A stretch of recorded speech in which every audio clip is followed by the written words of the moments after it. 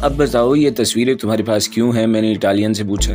वो खामोशी से पलकें झपकाने में मसरूफ़ रहा। वापसी पर हमने इटालियन को सर्वेंट क्वार्टर के कमरे में बांध के लटका दिया। इसकी खामोशी पर मुझे गुस्सा आया तो मैंने इसके मुंह में कपड़ा ठोंसा और इसे मार मार के अधमुआ कर दिया। मैं इसे मार मार के थक गया तो इसे तैमूर के हवाले कर दिया और कहा कि जब तक ये ज़ुबान न खोले इसे मारते रहो। मैंने तैमूर को अपने पीछे आने का इशारा किया और बाहर निकल गया। बाहर जाकर मैंने तैमूर से कहा, अब सुबह तक इसे सोने दो, सुबह इससे फिर पूछगछ करेंगे। हाँ, इसके हाथ पैर बहुत अच्छी तरह बांधना, कहीं ऐसा न हो यही सलूक ये हमारे साथ भी करे जो हम इसके साथ करते आए हैं। मैं वहाँ से सीधा अपने कमरे में पहुँचा। सियासी रहनुमाओं की तमाम तस्वीर मैंने बैग की साइड पॉकेट में रख दी और जूते उतार कर बिस्तर पे ढह गया। तमाम रात भाग दौड़ में गुजर गई थी। मेरा जिस्म भी बुरी तरह थक गया था। लेटते ही मुझे नींद आ गई। मैं सोकर उठा तो खूब हशाश बशाश था। मैं तैयार होकर ड्राइंग रूम में पहुँचा तो ग्लोरिया अखबार पढ़ने में मसरूफ़ थी। मुझे देखकर वो चहकती हुई आवाज़ में बोली, वडेरे की मौत को अखबारात ने कुछ ज़्यादा ही अहमियत दी थी। तकरीबन हर अखबार में इसके मरने की खबर मौजूद है। मैंने उर्दू का एक कसीरुल अशात रोज़नामा उठा लिया। फ्रंट पेज पर ही वडेरे की तस्वीर और ख़बर मौजूद थी। इसकी सुर्खी थी, मुल्क के मारूफ सियासतदान का लर्जा खेज़ कत्ल। तफसीली खबर कुछ यूँ थी, साबिक MNA रईस अहमद बख्श और इनके मुहाफ़िज़ों को बेदर्दी से कत्ल कर दिया गया। रईस अहमद बख्श रात एक पार्टी से लौट रहे थे कि इनके घर से कुछ फासले पर डाकुओं ने इन्हें घेर लिया और इसी वक्त मौत के घाट उतार दिया। रईस अहमद बख्श का एक गार्ड जिंदा बच गया है मगर अभी तक उसकी हालत खतरे से बाहर नहीं थी। कत्ल की इस वारदात में रईस अहमद बख्श के अलावा इनके 2 गार्ड्स भी जाँ बहक हो गए थे। अखबार एक तरफ फेंक कर मैं नाश्ते की तरफ मुतवज्जा हो गया। फिर हम उठने ही वाले थे कि बंगले का एक मुलाजिम हैरान परेशान कमरे में दाखिल हुआ और बोला, साईं पुलिस आ गई है। मैं वहशत ज़दा अंदाज में खड़ा हो गया और खिड़की से बाहर देखा। पुलिस की जीप वहाँ मौजूद थी। आप बैठो साईं, अली मुराद ने कहा। पुलिस की इतनी जुर्रत कैसे हुई कि वो बेधड़क इस बंगले में दाखिल हो सके? ये कहकर वो तेज़ तेज़ कदमों से बाहर निकल गया। मैं और तैमूर खिड़की के नज़दीक ही खड़े मुसलसल पर्दा हटाकर झांक रहे थे। अली मुराद इसके नज़दीक पहुंचा तो पुलिस की जीप में से एक इंस्पेक्टर निकला। अली मुराद ने आगे बढ़ के इससे हाथ मिलाया और इससे पूछा। मैं इतनी दूर से सिर्फ वहाँ का मंजर ही देख सकता था, आवाज़ें सुनाई नहीं दे रही थी। फिर पुलिस इंस्पेक्टर कुछ हंस कर बोला तो अली मुराद ने नफ़ी में सर हिला दिया। इंस्पेक्टर ने जवाब में फिर कुछ कहा। इस मरतबा अली मुराद ने ना सिर्फ नफ़ी में सर हिलाया बल्कि जवाब में वो कुछ बोला भी। इस मरतबा अली मुराद के चेहरे पर संजीदगी थी। इंस्पेक्टर चंद लम्हे इसे घूरता रहा, फिर तेज़ी से जीप में बैठ गया। जीप का इंजन स्टार्ट हुआ और ड्राइवर ने खासी तेज़ रफ्तारी से इसे रिवर्स किया। इसी वक्त न जाने कहाँ से 2 खौफनाक किस्म के ब्लड हाउंड दौड़ते हुए आए और जीप के साथ साथ दौड़ने लगे। अली मुराद अगर इन्हें डांट कर वापस न भेज देता तो वो यकीनन खुली हुई खिड़की में से इंस्पेक्टर या ड्राइवर पर हमलावर हो जाते। मुझे हैरत इस बात की थी कि जब ग्लोरिया चोरों की तरह लॉन में छुपी थी तो वो कुत्ते कहाँ थे? वो तो चश्मे ज़दन में ग्लोरिया की बोटी बोटी कर देते। मगर फौरी तौर पर तो मुझे इन पुलिस वालों की फिक्र थी। अली मुराद वापस आया तो इसके चेहरे पर मुस्कुराहट थी। मेरे पूछने से पहले इसने खुद ही बताया कि वो इंस्पेक्टर बड़े साईं से मिलने आया था। मैं गर्म हो गया कि आखिर गाड़ी अंदर लाने की क्या ज़रूरत थी। इसने कहा कि इसमें कसूर मेरा नहीं बल्कि तुम्हारे चौकीदार का है। इसने मेरी जीप देखते ही दरवाज़ा खोल दिया था। वो इसे अच्छी तरह जानता था। वो कई बार DIG के साथ गोठ भी आ चुका है शिकार के लिए। चौकीदार को बुलाओ, मैंने कुछ सोच कर कहा। चौकीदार के आने के बाद मैंने इसे पूछा, तुमने पुलिस की जीप देखकर बगैर किसी पूछगछ के गेट क्यों खोल दिया? साईं, वो अफसर पहले भी बड़े साईं के पास आता रहा है, चौकीदार ने जवाब दिया। मैं इसे अच्छी तरह जानता हूँ। वो कई बार DIG के साथ गोठ भी आ चुका है शिकार के लिए। बहरहाल अब मेरी एक बात समझ लो, मैंने इसे घूरते हुए कहा। आने वाला चाहे चीफ सेक्रेटरी ही क्यों ना हो, तुम अली मुराद की या मेरी इजाज़त के बगैर गेट नहीं खोलोगे, समझ गए? जी साईं, समझ गया, चौकीदार ने जवाब दिया और जाने को मुड़ गया। मेरे जहन में अचानक एक ख्याल आया और मैंने आवाज़ देकर इसे रोक लिया। एक बात बताओ, जब हम यहाँ आए थे तो कुत्ते नहीं थे, इनकी आवाज़ें अलबत्ता आ रही थी। वो गैर मुल्की औरत जिसने हम पर हमला किया था वो भी काफ़ी देर लॉन में छुपी रही। मेरा इशारा ग्लोरिया की तरफ था। इस वक्त वो कुत्ते कहाँ थे? साईं, अली मुराद का हुक्म है कि दिन के वक्त कुत्तों को बंद रखो, वरना ये पोस्टमैन, धोबी या किसी भी आने वाले को फाड़ खाएंगे। नाश्ते से तो मैं फारिग हो ही चुका था। ग्लोरिया भी बोर हो रही थी। मैंने सोचा कि अपने कैदी की खबर ली जाए। मैंने इंग्लिश के 2-3 अखबार उठाए और ग्लोरिया के साथ इस इटालियन के पास पहुँच गया। वो दरवाजे की तरफ पुश्त किए लेटा था। हमारी आहट सुनकर इसने इंतहाई नफरत भरे अंदाज में हमारी तरफ देखा और इसने जो ही अपने सफारत खाने का नाम लिया, मैंने बुरी तरह इसे झिड़क दिया और कहा, पहले तुम ये अखबार पढ़ लो, फिर बात होगी। मौत का खेल शुरू हो चुका है। लम्हे भर को इसके चेहरे का रंग मुतगय्यर हुआ, फिर इसने अखबार उठा लिया। वडेरे के कत्ल की खबर पढ़ के इसके चेहरे पर हवाइयाँ उड़ने लगी। इसने बुराई हुई आवाज़ ने कहा, तो ये तुम लोगों का काम है? नहीं, फरिश्ते आए थे आसमान से, ग्लोरिया ने तंज किया। अब तुम ये बताओ कि तुम यहाँ किस मिशन पर आए थे? मैंने सर्द लहजे में पूछा। कैसा मिशन? इटालियन ने ढिठाई से कहा। वो अपनी हालत पर काबू पा चुका था। देखो, मुझसे अड़ने की कोशिश मत करो, मैंने दांत पीस कर कहा। अगर सच बोल दिया तो मुमकिन है मैं तुम्हारी जान बख्शी कर दूं, वरना ग्लोरिया तो तुम्हारे खून की प्यासी हो रही है। मैं एक टूरिस्ट हूँ और दुनिया घूमने की गर्ज से निकला हूँ, इटालियन ने जवाब दिया।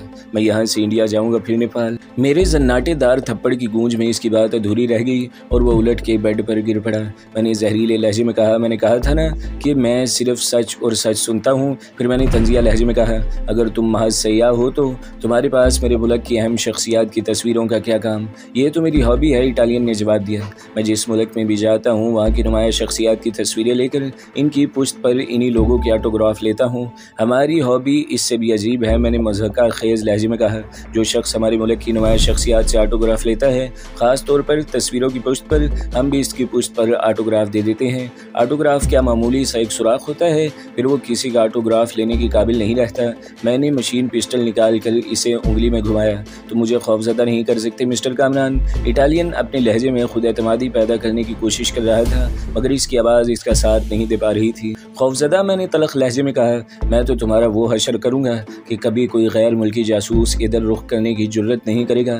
चलो, ये तस्वीरें तो तुम्हारी हॉबी है, तैमूर ने कहा। वो कमरे में दाखिल होते ही अचानक बोला, मगर ये इसराइली साख्त यूजी राइफल टेलीस्कोप समेत तुम्हारे पास क्यों आई? ये राइफल कोई कहानी नहीं, मैंने इसकी बात काट दी। मैं सिर्फ सच सुनना चाहता हूँ और सच उगलवाना भी जानता हूँ। मैं सच ही बोल रहा हूँ, इटालियन ने कहा। मुझे ये राइफल पसंद आई तो मैंने ख़रीद ली। तुम ऐसे नहीं बताओगे? मैंने कहा। तुम्हारे लिए दूसरा ही तरीका इस्तेमाल करना पड़ेगा। तो हमें क्या बिल्कुल उल्लू का पिट्ठा समझता है? तैमूर एकदम बिफर गया। ये राइफल यहाँ कब मिलती है? मैं जानता था कि इटालियन इतनी आसानी से सच नहीं उगलेगा। वहाँ हम इस पर ज़्यादा तशद्दुद भी नहीं कर सकते थे। इसकी चीख पुकार आसपास के बंगलों तक भी जा सकती थी। मैंने ग्लोरिया और तैमूर को वापस चलने का इशारा किया और ख़ुद भी बाहर आ गया। दूसरे कमरे में अली मुराद किसी से फ़ोन पर बातें कर रहा था। वो फ़ोन करके फारिग हुआ तो मैंने इससे पूछा, अली मुराद, यहाँ कोई ऐसी जगह नहीं है जहाँ कैदी की चीख पुकार सुनने वाला कोई ना हो? अली मुराद चंद लम्हे सोचता रहा, फिर बोला, इस ब्लॉक के आखिरी सिरे पर अभी आबादी नहीं हुई है। कुछ लोगों ने अपने प्लाटों पर बाउंड्री वॉल ज़रूर बनवा ली है, मगर वहाँ दूर दूर तक कोई आबादी का मकान नहीं है। एक मकान वहाँ तकरीबन मुकम्मल है, कुछ कमरों का सिर्फ प्लास्टर होना बाकी है। इसमें खिड़कियाँ दरवाजे तक लग गए हैं। सक्खर के एक मारूफ वकील का है। आजकल वहाँ की चौकीदारी भी अपने ही गोट का एक आदमी कर रहा है। हम इस गोरे को वहीं ले चलते हैं। वहाँ पूरी कुव्वत से भी चीखे तो सुनने वाला कोई नहीं होगा। वहाँ दूर दूर तक कोई मकान नहीं है। ठीक है, इसे फिर वहीं ले चलते हैं, तैमूर ने कहा। तुम गाड़ी में ज़रूरत की कुछ चीज़ें रख लो, मुमकिन है हमें वहाँ 2-4 दिन रहना पड़े। आधे घंटे बाद हम इस इटालियन को लेकर रवाना हो गए। अली मुराद ने गाड़ी में ज़रूरत का तकरीबन तमाम सामान रख लिया था। चलते हुए तैमूर ने असली वाला एक बैग और टाइम पीस भी उठा ली थी। वो बंगला बाकी वीरानी में था और अभी नामुकम्मल था। अगर मुकम्मल हो भी जाता तो कोई इस वक्त वहाँ रहने का तसव्वुर भी नहीं कर सकता था। वहाँ से नज़दीक तरीन आबादी भी तकरीबन 8 किलोमीटर पर थी। इस वीराने में तो भूत ही बसेरा कर सकते थे। इसका चौकीदार जो अली मुराद के गोट का आदमी था, पहली नज़र में भूत ही नजर आया। इसके चेहरे पर घनी दाढ़ी मूंछें थी और सिवाय आंखों के कुछ दिखाई न देता था। मैं खुद को दराज कद समझता था, मगर इसका कद मुझसे ज़्यादा था। इसने गहरे ब्राउन रंग की ढीली ढाली शलवार कमीज पहन रखी थी, सर पर पगड़ी थी और आंखों में ऐसी वहशत थी जैसे अभी किसी को कत्ल करके आया हो। अली मुराद ने इसे खुदा डनू के नाम से मुखातिब किया। सिंधी में कहा, हम यहाँ बड़े साईं के एक दुश्मन को लाए हैं। नासिर साईं के कत्ल में इसका भी हाथ है। हमें इससे कुछ पूछगछ करना है, मगर तुम किसी को भी कुछ नहीं बताओ। बस ये समझ लो कि हम यहाँ आए ही नहीं। तुम्हारा काम सिर्फ इतना है कि कोई मुश्तबा आदमी बंगले में दाखिल होने की कोशिश करे तो इसे गोली मार दो। अली मुराद ने बगैर किसी तमहीद के इसे कम से कम अल्फाज में तफसील बता दी। साईं फिक्र ही मत करो, खुदा डनू ने कहा। अगर ये नासिर साईं का कातिल है तो मैं खुद भी इसके टुकड़े कर दूंगा। आप बेफिक्र होकर पूछगछ करो। अगर वकील साहब भी आ गए तो वो भी अंदर नहीं आ सकेंगे। फिर तैमूर ने खुदा डनू की मदद से गाड़ी में लदा हुआ सामान उतारा। अली मुराद ने खासी अक्लमंदी का सबूत दिया था। खाने पीने की अशिया के साथ साथ वो एक जनरेटर, गैस का एक सिलेंडर, चूल्हा और बड़ी बड़ी 2 दरियाँ भी ले आया था। एक बेडरूम में इटालियन को बंद करने के बाद तैमूर असले वाला बैग खोल कर बैठ गया। असले के अलावा इस बैग में ट्रांसमीटर भी था। खुदा डनू ने एक दूसरे बेडरूम में दरियाँ बिछा दी थी। मैं, ग्लोरिया और तैमूर इसी बेडरूम में जा बैठे। वहाँ बैठते ही ग्लोरिया ने कहा, तुम लोग आपस में बातें करो जब तक मैं चाय बना लूँ। आप बैठे, अली मुराद ने कहा। खुदा डनू ज़बरदस्त चाय भी बनाता है और खाने भी पकाता है। इस उसने खुदा डनू से चाय बनाने को कहा। तैमूर ने आते ही अपना बैग खोल लिया था और इसमें से भांत भांत की चीज़ें निकाल रहा था। इसमें सग की दूर, मार, फोल्डिंग राइफल, टाइम बम, दस्ती बम और न जाने क्या कुछ भरा हुआ था। मैं बहुत गौर से इसकी हरकत का जायजा ले रहा था। इसने टाइम पीस का पिछला हिस्सा खोला और फ्यूज़ की तरह इसमें कुछ फिट करने लगा। वो 10 मिनट के अंदर अंदर अपने काम से फारिग हो गया और बोला, मैंने इस टाइम पीस में खासा तबाकुन बम रख दिया है जो टाइम पीस के अलार्म से मुंसलिक है। घड़ी में जिस वक्त का अलार्म भी सेट किया जाएगा वो बम इसी लम्हे फट जाएगा। चाय पीने के बाद हम इटालियन के पास पहुंचे। वो नंगे फर्श पर दीवार से टेक लगाए बैठा था। पहले मैं अच्छी तरह इसकी मुरम्मत करूंगा, तैमूर ने तपे हुए लहजे में कहा। इसके बाद भी इसने जुबान न खोली तो इसे अंधा कर दूंगा।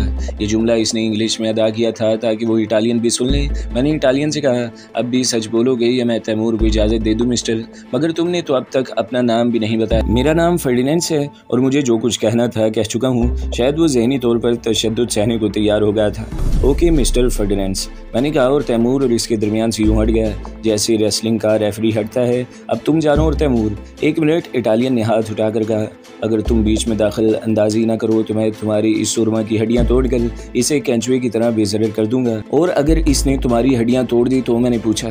तो कुछ भी नहीं, इसके बाद चाहे तो ये मुझे जान से मार सकता है मगर तुम जुबान नहीं खोलोगे। मैंने भुना कर कहा। खुलवा सकते हो तो खुलवा लो, इसने चिढ़ाने वाले अंदाज में कहा। तैमूर झपट कर आगे बढ़ा और इसके मुंह पर इतनी जोर से थप्पड़ मारा कि चटाक की आवाज़ से कमरा गूंज गया। इसके सुर्खों सफेद रुखसार पर तैमूर की उंगलियों के निशानात सबत हो गए और एक होंठ भी फट गया। मगर इसका जवाबी हमला बहुत ज़बरदस्त था। इसने उछल कर तैमूर के फ्लाइंग किक मारी और इसका एक पैर तैमूर की पेशानी पर पड़ा और दूसरा सीने पर।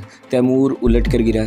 इसके साथ ही इटालियन भी गिरा मगर फ़ौरन ही खड़ा हो गया। इसने एक मरतबा फिर तैमूर के चेहरे पर किक मारना चाही मगर वो फुर्ती से कलाबाजी खा गया और इसका पैर पकड़ कर घसीट लिया। इटालियन औंधे मुँह गिरा। इसने फ़ौरन ही फिर उठने की कोशिश की मगर तैमूर ने इसके पैर को फिर एक ज़ोरदार झटका दिया और कलाबाजी खा कर गर्दन पकड़ ली। मैं जानता था कि तैमूर का ये दाव बहुत ख़तरनाक है। इटालियन गर्दन छुड़ाने की कोशिश करता तो इसकी गर्दन टूट सकती थी। फिर तैमूर ने एक अजीब हरकत की। इसने इटालियन का चेहरा फर्श से लगाया और इसे बुरी तरह फर्श पर रगड़ दिया। इसके चेहरे की जिल्द जगह जगह से उतर गई और पूरा चेहरा खून में तर हो गया। फिर तैमूर ने पुश्ते से इसके घुटने की जोड़ पर बाएं हाथ से कराटे का एक चोट मारा। इटालियन अजियतनाक अंदाज में करा। तैमूर ने यही अमल दूसरे पैर पर भी दोहराया और हाथ झाड़ के खड़ा हो गया। फिर इसने इटालियन के पहलू में लात मार के इसे सीधा किया और बोला, उठो और मेरी हड्डियां तोड़ो। इटालियन ने उठने की कोशिश की मगर अपने पैरों पर खड़ा न हो सका और बुरी तरह पटकता हुआ दोबारा फर्श पर गिर गया। तैमूर ने सर्द लहजे में कहा, अव्वल तो अब मैं तुम्हें जिंदा ही नहीं छोड़ूंगा, लेकिन अगर तुम बच भी गए तो जिंदगी भर व्हील चेयर पर चलोगे। ये कहकर वो तेजी से बाहर निकल गया। इटालियन का चेहरा खौफनाक हो रहा था। रगड़ से न सिर्फ इसके चेहरे की जिल्द फट गई थी बल्कि सामने का एक दांत भी टूट गया था। तैमूर दोबारा कमरे में दाखिल हुआ। इसके हाथ में ट्रांसमीटर और टाइम पीस था। इसने इटालियन से कहा, इस टाइम पीस में 4:30 का अलार्म सेट किया गया है और इसमें इंतहाई ताकतवर बम मौजूद है। अलार्म बजते ही न सिर्फ तुम्हारा वजूद बल्कि इस कमरे की छत और दीवारें भी उड़ जाएंगी। इस वक्त 3 बजे हैं। सोचने के लिए तुम्हारे पास 1 घंटा और 15 मिनट है। इस दौरान में अगर तुम कोई फैसला कर लो तो हमें बता देना, हम ट्रांसमीटर के जरिए तुम्हारी बात सुन लेंगे। इसके बाद जो 15 मिनट बाकी बचेंगे इसमें कुछ नहीं हो सकेगा क्योंकि हमें खुद भी यहाँ से निकलना होगा। 3 मिनट मजीद कम हो चुके हैं, ग्लोरिया ने कहा और हम सब बाहर निकल आए। तैमूर ने कमरे का दरवाज़ा बाहर से बंद कर दिया। ट्रांसमीटर इटालियन के पास था मगर टाइम पीस इसकी दस्तरस से बहुत दूर कमरे के एक रोशनदान में रखी गई थी। न वो इटालियन अपने पैरों पर खड़ा होने के काबिल था, न कमरे में कोई ऐसी चीज़ थी जिसके ज़रिए वो इस रोशनदान तक पहुँच सकता था जिसमें टाइम पीस रखी हुई थी। कमरे की दीवारें भी बिल्कुल सपाट थी। टाइम पीस रोशनदान में रखने के लिए तैमूर ने भी लकड़ी की सीढ़ी इस्तेमाल की थी। हमने दूसरे ट्रांसमीटर को ऑन कर दिया और बराबर वाले कमरे में जा बैठे। अभी हमारे पास 1.25 घंटा है। ग्लोरिया ने कहा, मकान को बम से उड़ाने के बजाय फर्डिनेंड से किसी और तरह उगलवाने की कोशिश करो। मैं जानती हूँ कि वो मर जाएगा मगर बताएगा कुछ नहीं। बम के जरिए तो इसे आसान मौत नसीब होगी। जब मौत लम्हा ब लम्हा इंसान की तरफ बढ़ रही हो और इसे यकीन हो कि मेरा खात्मा होने वाला है तो सब खुददारी और अना धरी की धरी रह जाती है। तैमूर ने हंस कर कहा, वो लाख सख्त जान और तरबियत याफ्ता एजेंट सही मगर इसके असाब चटक कर रह गए होंगे। ऐसी बेबसी की मौत कौन मरना पसंद करता है? फ़र्ज़ करो अगर इसने ज़ुबान न खोली तो? ग्लोरिया ने कहा, हमारे हाथ से एक अहम सुराग निकल जाएगा। तैमूर बेसाख्ता मुस्कुराया, कैसे निकल जाएगा? इस टाइम पीस में कोई बम नहीं है, ये तो एक नफ्सियाती हरबा है। मैंने तवील सांस लिया और कहा, वैसे इसमें शक नहीं कि इस वक्त फर्डिनेंड जहनी तौर पर मफलूज हो चुका है। ज़रा ट्रांसमीटर देखो, वो कुछ कह भी रहा है या खामोशी से मौत का इंतज़ार कर रहा है। तैमूर ने ट्रांसमीटर ऑन कर दिया। इसमें फ्रीक्वेंसी पहले से सेट थी। इटालियन की तरफ से बिल्कुल खामोशी थी, बस वो गहरे गहरे सांस ले रहा था। यूं भी टांगे बेकार हो जाने के बाद वो शदीद तकलीफ में मुब्तला था।